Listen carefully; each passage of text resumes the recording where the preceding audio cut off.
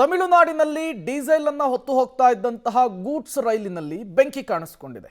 ಪರಿಣಾಮ ಕ್ಷಣಾರ್ಧದಲ್ಲಿಯೇ ಇಡೀ ರೈಲು ಸುಟ್ಟು ಭಸ್ಮವಾಗಿದೆ. ಗೂಡ್ಸ್ ರೈಲು ಧಗಧಗಿಸಿದೆ. ಡೀಸೆಲ್ ಸಾಗಿಸ್ತಾ ಇದ್ದಂತಹ ಗೂಡ್ಸ್ ರೈಲು ಇದೀಗ ಬೆಂಕಿಗೆ ಆಹುತಿಯಾಗಿದೆ. ಹಳಿ ತಪ್ಪಿ ಪಲ್ಟಿಯಾದ ಬೋಗಿಯಲ್ಲಿ ಬೆಂಕಿ ಅವಘಡ ಆಗಿದೆ. ಬೆಂಕಿ ಹೊತ್ತಿಕೊಂಡ ಕಾರಣ ಸುತ್ತಮುತ್ತ ದಟ್ಟ ಹೊಗೆ ಆವರಿಸಿಕೊಂಡಿದೆ. 5 ಬೋಗಿಗಳು ಸಂಪೂರ್ಣವಾಗಿ ಸುಟ್ಟು ಕರಕಲಾಗಿದೆ ಅನ್ನುವಂತಹ ಡೀಟೇಲ್ ಸಿಗ್ತಾ ಇದೆ. ಬೆಂಕಿಯನ್ನು ನಂದಿಸುವುದಕ್ಕೆ ಅಗ್ನಿಶಾಮಕ ದಳದ ಸಿಬ್ಬಂದಿಗಳು ಹರಸಾಹಸ ಪಡ್ತಾ ಇದ್ದಾರೆ. ವಸತಿ ಪ್ರದೇಶಗಳಲ್ಲಿರುವಂತಹ ಜನರನ್ನ ಸ್ಥಳಾಂತರಿಸುವಂತಹ ಕೆಲಸ ಆಗಿದೆ. ತಮಿಳುನಾಡಿನ ತಿರುವಳ್ಳೂರಿನಲ್ಲಿ ಗೂಡ್ಸ್ ರೈಲು ಬೆಂಕಿಗಾಹುತಿಯಾದರ ಪರಿಣಾಮವನ್ನು ನೀವು ಸ್ಕ್ರೀನ್ ಮೇಲೆ ಗಮನಿಸ್ತಾ ಇದ್ದೀರಿ. ರೈಲ್ವೆ ಸ್ಟೇಷನ್ ಬಳಿಯೇ ದುರಂತ ಆಗಿದೆ. ಡೀಸೆಲ್ ಅನ್ನು ಸಾಗಿಸ್ತಾ ಇದ್ದಂತಹ ಗೂಡ್ಸ್ ರೈಲು ಯಾವ ಪ್ರಮಾಣದಲ್ಲಿ ಬೆಂಕಿ ಕಾಣಿಸ್ಕೊಂಡಿದೆ, ದಟ್ಟ ಹೊಗೆ ಆವರಿಸ್ಕೊಂಡಿದೆ ಅನ್ನೋದನ್ನು ನೋಡ್ತಾ ಇದ್ದೀರಿ. ತತ್ಕ್ಷಣಕ್ಕೆ ಸ್ಥಳಕ್ಕೆ ಅಗ್ನಿಶಾಮಕ ದಳದ ಸಿಬ್ಬಂದಿಗಳು ಬಂದಿದ್ದಾರೆ, ರೈಲ್ವೆ ಇಲಾಖೆಯ ಅಧಿಕಾರಿಗಳು ಬಂದಿದ್ದಾರೆ. ಬೆಂಕಿಯನ್ನು ನಂದಿಸೋದಕ್ಕೆ ಹರಸಾಹಸ ಪಡ್ತಾ ಇದ್ದಾರೆ. ಇನ್ನೂ ಕೂಡ ಪರಿಸ್ಥಿತಿ ನಿಯಂತ್ರಣಕ್ಕೆ ಬಂದಿಲ್ಲ ಅನ್ನೋದು ಗೊತ್ತಾಗ್ತಾ ಇದೆ. ಹಾಗಾಗಿ ರೈಲ್ವೆ ಸ್ಟೇಷನ್ನ ಸುತ್ತಮುತ್ತ ಇರುವಂತಹ ಸ್ಥಳೀಯರನ್ನ, ಜನರನ್ನ ಬೇರೆಡೆ ಸ್ಥಳಾಂತರಗೊಳಿಸುವಂತಹ ಕೆಲಸ ಆಗ್ತಾ ಇದೆ. ಮತ್ತೊಂದು ಕಡೆ ನಿರಂತರವಾಗಿ ಬೆಂಕಿಯನ್ನು ನಂದಿಸುವಂತಹ ಕೆಲಸವನ್ನ ಅಗ್ನಿಶಾಮಕ ದಳದ ಸಿಬ್ಬಂದಿಗಳು ಮಾಡ್ತಾ ಇದ್ದಾರೆ. ಒಟ್ಟು 7 ಬೋಗಿಗಳಿದ್ದಂತಹ ಟ್ರೈನ್ ಇದು.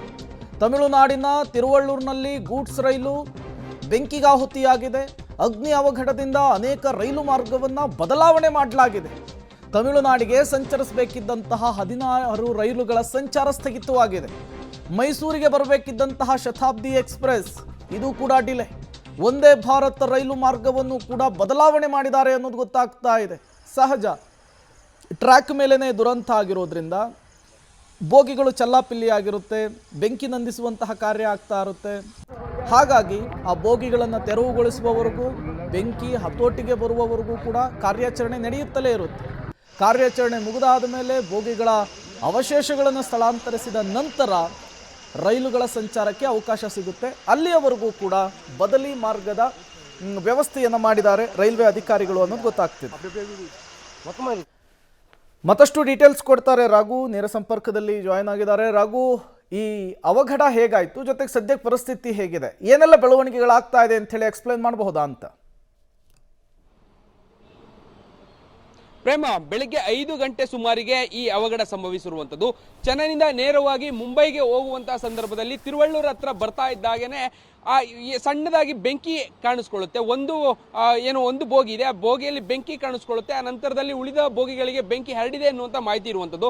ಮತ್ತೊಂದು ಮಾಹಿತಿ, ಆ ಟ್ರ್ಯಾಕ್ ಏನಿತ್ತು, ಟ್ರ್ಯಾಕ್ನ ತಪ್ಪಿದಂತಹ ಕಾರಣಕ್ಕಾಗಿ ಈ ರೀತಿಯಾದಂಥ ಅವಘಡ ಆಗಿದೆ ಅನ್ನುವಂತಹ ಮತ್ತೊಂದು ಮಾಹಿತಿಯೂ ಕೂಡ ಇದೆ. ಸೊ ಈ 2 ಅನುಮಾನಗಳೆಲ್ಲ ಆ್ಯಂಗಲ್ನಲ್ಲೂ ಕೂಡ ಈಗ ಸದ್ಯ ತನಿಖೆಯನ್ನು ಮಾಡುವಂಥ ಕೆಲಸವನ್ನು ಮಾಡ್ತಾ ಇದ್ದಾರೆ. ಬೆಳಗ್ಗೆ 5:30 ಸುಮಾರಿಗೆ ಈ ಘಟನೆ ನಡೆಯುತ್ತೆ. ಕೂಡಲೇ ಆ ಒಂದು ಬೋಗಿಯಿಂದ ಉಳಿದ 4-5 ಬೋಗಿಗಳಿಗೆ ವೇಗವಾಗಿ ಬೆಂಕಿ ಹರಡಿದಂಥ ಕಾರಣಕ್ಕಾಗಿ ಆ ಭಾಗದಲ್ಲಿ ದೊಡ್ಡ ಪ್ರಮಾಣದ ಬೆಂಕಿ ಅವಘಡ ಸಂಭವಿಸುತ್ತೆ. ಇಡೀ ಪ್ರದೇಶ ಅಂದ್ರೆ ತಿರುವಳ್ಳೂರು ಎಂಟ್ರಿಯಲ್ಲೇ ಆದಂತ ಕಾರಣಕ್ಕಾಗಿ ಅಲ್ಲಿ ಒಂದಷ್ಟು ಜನನಿಬಿಡ ಪ್ರದೇಶಗಳು ಕೂಡ ಆ ಭಾಗದಲ್ಲಿ ಅಕ್ಕಪಕ್ಕದಲ್ಲಿ ಇದ್ವು. ಸೊ ಅಲ್ಲೆಲ್ಲವೂ ಕೂಡ ದೊಡ್ಡ ಪ್ರಮಾಣದ ದಟ್ಟವಾಗಿ ಆವರಿಸಿದಂತ ಕಾರಣಕ್ಕಾಗಿ ಅಲ್ಲಿನ ಸ್ಥಳೀಯರನ್ನು ಕೂಡ ಬೇರೆ ಕಡೆಗೆ ಶಿಫ್ಟ್ ಮಾಡಬೇಕಾದಂತಹ ಕೆಲಸಗಳು ಅವೆಲ್ಲವನ್ನ ಕೂಡ ಇಮಿಡಿಯೇಟ್ ಆಗಿ ಮಾಡಬೇಕಾಯ್ತು. ಅದೆಲ್ಲವನ್ನ ಕೂಡ ಮಾಡುವಂತ ಕೆಲಸವನ್ನ ಸದ್ಯ ಆ ಕಾರ್ಯಾಚರಣೆ ಎಲ್ಲವೂ ಕೂಡ ಆಗ್ತಾ ಇದೆ. ಪ್ರೇಮ, ಅದೃಷ್ಟವಶಾತ್ ಅಂದ್ರೆ ಆ ಸಂದರ್ಭದಲ್ಲಿ ಯಾವುದೇ ಬೇರೆ ರೈಲುಗಳು ಅಂದ್ರೆ ಪ್ಯಾಸೆಂಜರ್ ರೈಲುಗಳು ಅಕ್ಕಪಕ್ಕ ಬಾರದೇ ಇದ್ದಂತಹ ಕಾರಣಕ್ಕಾಗಿ ಒಂದು ದೊಡ್ಡ ದುರಂತ ತಪ್ಪಿದೆ ಅಂತ ಹೇಳ್ಬೋದು. ಇಲ್ಲ ಅಂತ ಹೇಳಿದ್ರೆ ಯಾವ್ದಾದ್ರು ಪ್ಯಾಸೆಂಜರ್ ರೈಲು ಆ ಸಂದರ್ಭದಲ್ಲಿ ಯಾವ್ದಾದ್ರು ಬಂದಿದ್ರು ಕೂಡ ಅದಕ್ಕೂ ಕೂಡ ಬೆಂಕಿ ತಗುಲುವಂತ ಸಾಧ್ಯತೆ ಇರ್ತಾ ಇತ್ತು, ಸಾಕಷ್ಟು ಸಾವು ನೋವುಗಳು ಆಗುವಂತ ಸಾಧ್ಯತೆ ಇತ್ತು. ಬಟ್ ಸದ್ಯಕ್ಕೆ ಗೂಡ್ಸ್ ರೈಲ್ ಆದಂತ ಕಾರಣಕ್ಕಾಗಿ ಬೇರೆ ಯಾವುದೇ ರೀತಿಯಾದಂತಹ ಸಾವು ನೋವುಗಳು ಆಗಿಲ್ಲ ಅನ್ನುವಂತ ಮಾಹಿತಿಗಳು ಸಿಗ್ತಾ ಇದೆ. ಅಲ್ಲಿರುವಂತಹ ಸ್ಥಳೀಯರಿಗೆ ಒಂದಷ್ಟು ಆತಂಕ ಇತ್ತು. ದೊಡ್ಡ ಪ್ರಮಾಣದ ಡೀಸೆಲ್ ಆಗಿದಂತ ಕಾರಣಕ್ಕಾಗಿ ಈ ಪ್ರಮಾಣದಲ್ಲಿ ಆ ಬೆಂಕಿ ಸ್ಫೋಟ ಆಗಿದೆ. ಸೊ ಆ ಕಾರಣಕ್ಕಾಗಿ ಅವರೆಲ್ಲರನ್ನ ಕೂಡ ಬೇರೆ ಕಡೆಗೆ ಶಿಫ್ಟ್ ಮಾಡುವಂತ ಕೆಲಸಗಳನ್ನ ಮಾಡ್ತಾ ಇದ್ದಾರೆ. ಜೊತೆಗೆ ಬೆಂಕಿಯನ್ನು ನಂದಿಸುವುದಕ್ಕೆ 20ಕ್ಕೂ ಹೆಚ್ಚು ಅಗ್ನಿಶಾಮಕ ದಳದ ಸಿಬ್ಬಂದಿ ತಂಡ ಏನಿದೆ ಅದು ಕೂಡ ಕಾರ್ಯಾಚರಣೆಯನ್ನು ಮಾಡ್ತಾ ಇದೆ. ಅಷ್ಟೇ ಅಲ್ಲ, ಬೇರೆ ಬೇರೆ ಜಿಲ್ಲೆಗಳಿಂದಲೂ ಕೂಡ ನೆರೆ ಜಿಲ್ಲೆಗಳಿಂದ SDRF NDRF ಟೀಮ್ಗಳೇನಿದ್ವು ಅವೆಲ್ಲವನ್ನೂ ಕೂಡ ಕರೆಸ್ಕೊಂಡು ಆ ಬೆಂಕಿಯನ್ನು ನಂದಿಸುವಂತ ಕಾರ್ಯವನ್ನು ಮಾಡ್ತಾ ಇದ್ದಾರೆ. ಇನ್ನೂ ಅನೇಕ ಗಂಟೆಗಳ ಕಾಲ ಈ ಪ್ರಕ್ರಿಯೆ ಮುಂದುವರಿಯುವಂತ ಸಾಧ್ಯತೆ ಇದೆ. ಜೊತೆಗೆ ಸುಮಾರು 200 ಮೀಟರ್ನಷ್ಟು ಹಳಿ ಹಾಳಾಗಿದೆ ಅನ್ನುವಂತಹ ಒಂದಷ್ಟು ಮಾಹಿತಿಗಳು ಕೂಡ ಸಿಗ್ತದೆ. ಸೊ ಅದೇ ಕಾರಣಕ್ಕಾಗಿ ಈಗ ಬೇರೆ ಬೇರೆ ರೈಲುಗಳನ್ನು ಕೂಡ ಮಾರ್ಗ ಬದಲಾವಣೆಯನ್ನು ಮಾಡೋದ್ರ ಮುಖಾಂತರವಾಗಿ ಆ ಮಾರ್ಗದಲ್ಲಿ ಯಾವುದೇ ರೈಲುಗಳನ್ನು ಓಡಾಟ ಮಾಡೋದಕ್ಕೆ ಅವಕಾಶವನ್ನು ನೀಡಿದಲ್ಲ.